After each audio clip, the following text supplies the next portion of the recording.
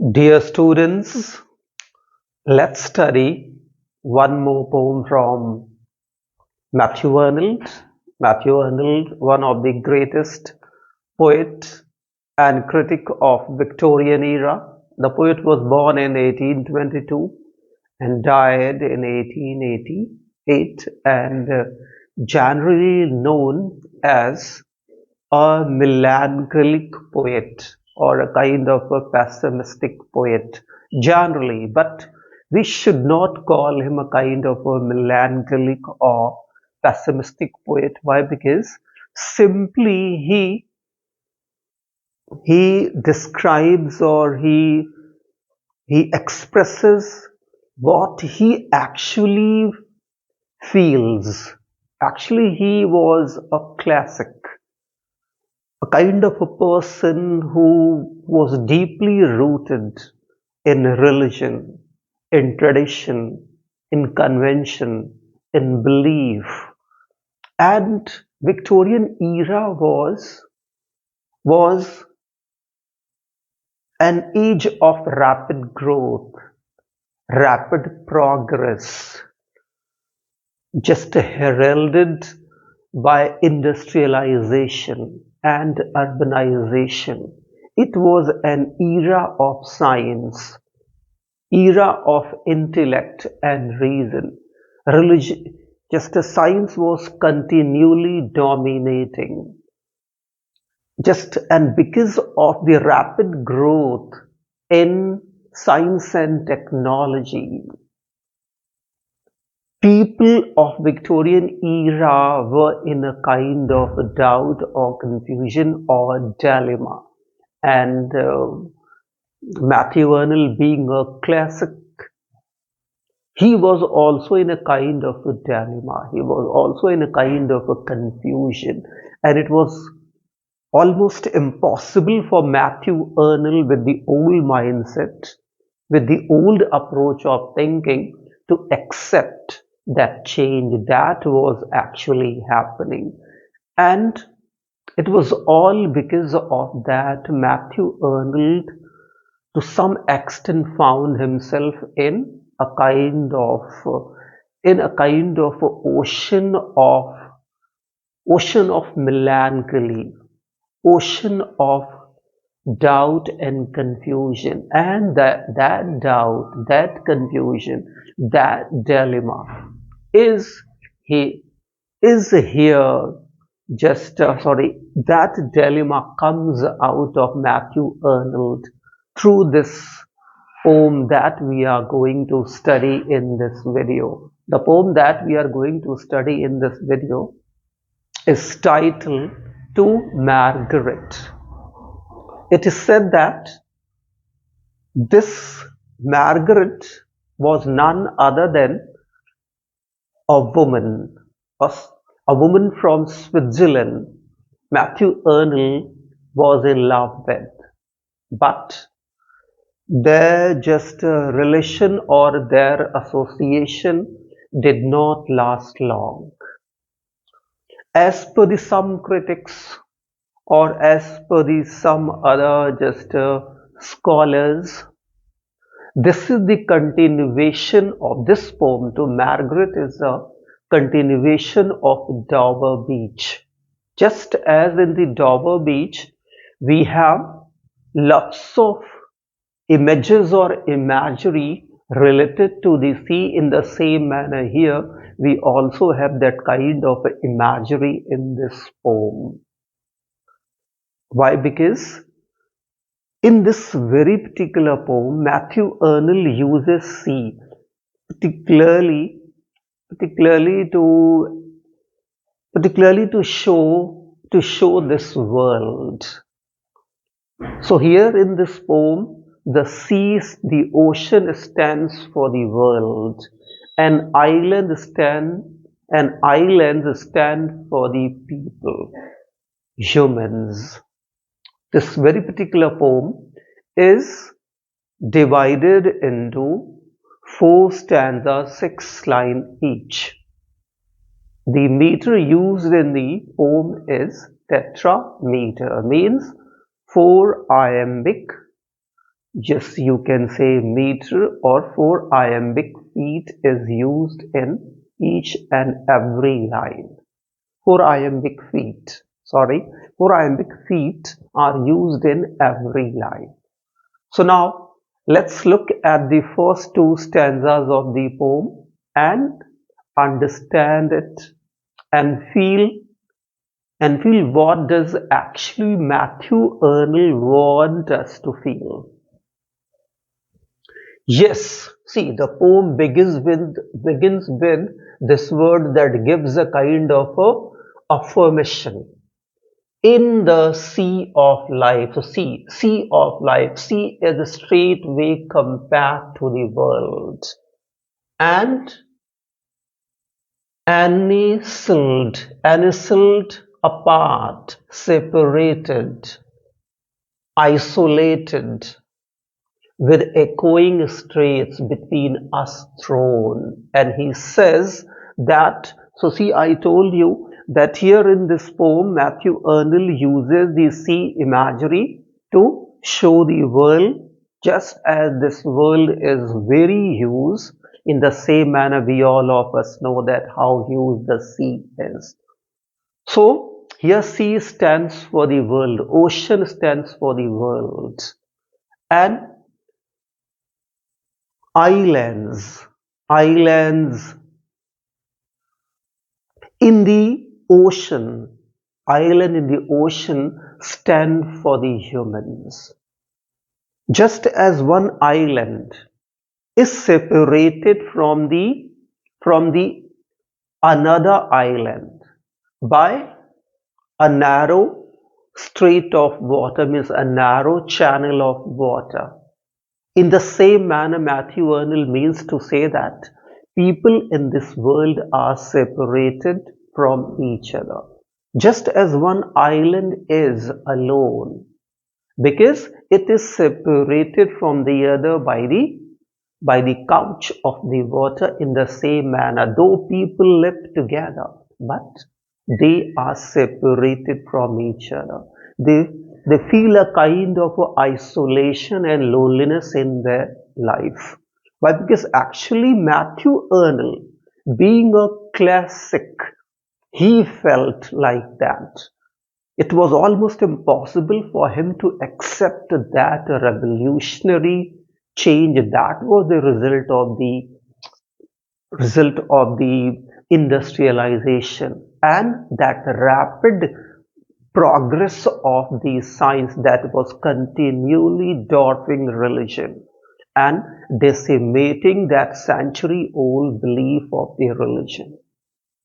So I hope these two lines are clear, that he says that in the sea of life means sea is a straight way compared to the world, and the human life anis, anistled, separated, or just apart, isolated, with echoing straits and narrow channels of water. Echoing is a kind of a producing noise between us thrown. Us means the humans, means just how one island is separated from the other by a narrow channel of the water. In the same manner, we humans are separated from one another.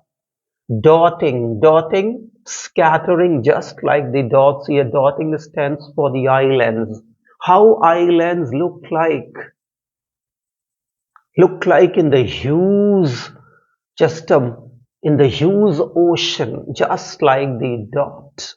If we have a look of the ocean from a distance, the islands look just like the dots, and among them the shoreless, shoreless watery while with that ocean, that water that separate from one island to the other. We mortal millions live alone. We mortal, we humans who have to die, who are in millions. At the time of actually Matthew Arnold, the population of the world was not was not so as it is today. So that's why he uses the word million today in billions. So he says, we mortal millions live alone. So he says, though we are large in number, he says, though we people are large in number, even then we feel a kind of a desolation. We feel loneliness. We feel a kind of isolation, and we feel a kind of alienation in our life. And really, very soon, to some extent, Matthew Arnold was proved right when one after the other, two world wars took place, and the man really, being so large in number, felt absolutely alienated, felt absolutely lonesome. And Matthew Arnold here is feeling that actually people felt after as many as you can say that in 1888 Matthew Arnold died and 1914 First World War took place. So exactly after you can say this 26, 25 years old it happened. The islands feel the enclasping flow, the islands. So see, bear in mind, islands are personified. Why? Because here he says islands feel. Why? Because here islands stand for the humans. And he says, we humans, though we live together, we live with large number of the people, but all the time there is something that is that separates one man from the other. In the same manner, these islands all the time are aware with this fact that they cannot be one with the other islands. Why? Because they have they have narrow water bodies, narrow water channels in between them thrown, and those narrow water channels do not allow the islands to come and merge and unite and become one. See the beauty of the poem. And then their landless bounds they know. So he said, and it's all because of that. They know their endless bounds. Bounds, those corners that actually or the shore that come together and become one. And then their endless bound they know. So they know their limit. They know they have a kind of a desire, means islands have a kind of a desire. It means humans have a kind of a desire to come close and become one and live together. But all the time they are aware there is something just like that water channel that does not allow one island to get merged with the another island. In the same manner, one man actually wants to live together with the other, but all the time one man thinks that there is something that does not allow one to get closer to the other, and maybe it is their dilemma. It was the dilemma of the people of Victorian age, whether to believe in those theories that science was putting forth, or to continue their belief in century-old religion, century-old principle of their religion. People rapidly were moving away from the villages, from the countryside to the city, because of the rapid growth of the industrialization. It was all because of that. Rapid change was happening there in England, and it was almost impossible for Matthew Arnold with the old mindset to accept that, and what was the result of that? This melancholy, this pessimism that is here flowing from Matthew Arnold through this poem. See this. And when the moon, he says, see the next stanza of the poem, But when the moon there hollows lights, and they are swept by the balms of spring, he says, but when the moonlight touches these islands, and each and every nook and corner of these islands get the light of the moon, what happens? See, here is painting a beautiful picture of the moon, and that shows the desire of the humans to come closer. But they know there is something that does not allow them to come together. So he says that the moonlight is falling on these islands, on these people, on these islands, and the islands look beautiful.